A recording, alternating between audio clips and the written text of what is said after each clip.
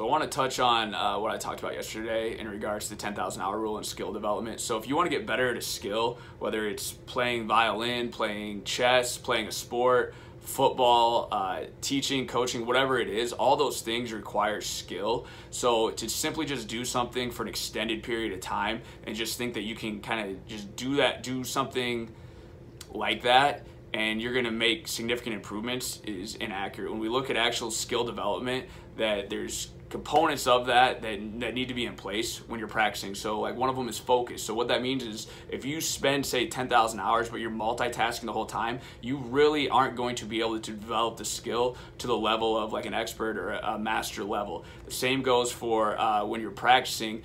The practice needs to be at the outer ends of your ability, so outside of your comfort zone. So if you're just doing the same stuff in this box for an extended period of time, you are not going to be able to develop the skill or the skills that you're trying to get better at or master at. You're going to make some progress, yes, if you spend that time, but in terms of the big picture and actual like high level skill development, it needs to be at the outer ends of your spectrum. So what that means is it's really, really hard work and it needs to be focused. So you can't be multitasking while you're doing it and expect to become like a great chess player, a musician, skill in sport, whatever it might be. And that's one of the other things too. When you look at skills, they're pretty much prevalent in anything that you do. So teaching, coaching, playing a sport, business, whatever it is. So what I mean by that is knowledge gives us the base to build skills upon. So in terms of skill, if you look at it from a business standpoint, like communication, organization, things like that, dealing with other people, those are skills that are developed over time and that make you better at business,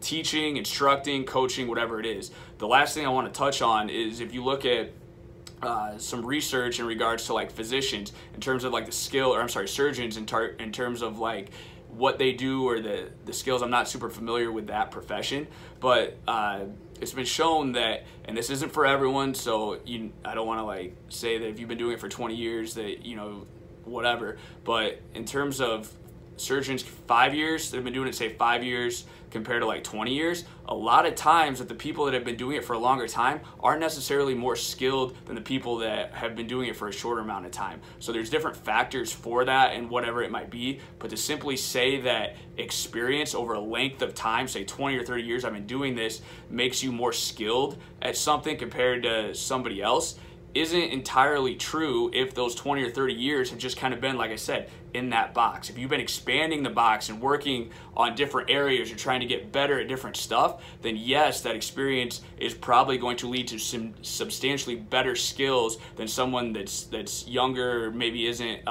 as skilled. So that was just something I wanted to touch on and talk about. If you agree, disagree, whatever, shoot me a DM.